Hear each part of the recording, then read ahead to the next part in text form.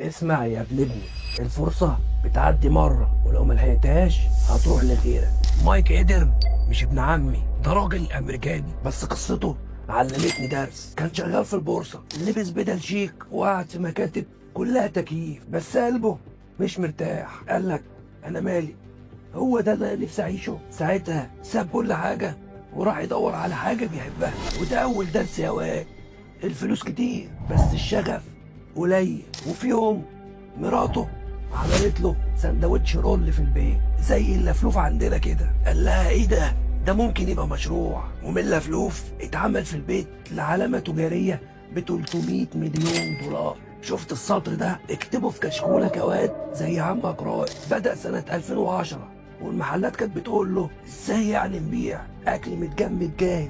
هم ما كانوش فاهمين بس هو كان فاهم حلمه. ساعتها راح عمل انتاج وانتج اول 3000 لفلوف. بس ساعتها المصنع قفل بعدها بشهر. يا ابني المصنع هو اللي وقع، بس الواد الامريكاني اللي اسمه مايك ما وقعش. لم اللفاليف وراح على رجليه من محل لمحل يقول لهم ادوني رف صغير وانا عليا الباقي. الناس بدأت تشتري، خير وبركة، بس اشتكوا ان اللفلوف حجمه كبير. مايك كان عامله 300 جرام عشان هو بيحب الرقم ده. هو المشروع ارقام يا عم مايك، الناس مش بتسخن ارقام، الناس بتسخن اكل. ويا سلام لو كان بيسخن بسرعه. غير الحجم وسمع كلام الزباين. واخد لي بالك من سمع دي يا واد؟ بدأ ايه بقى؟ بدأ يبيع اكتر.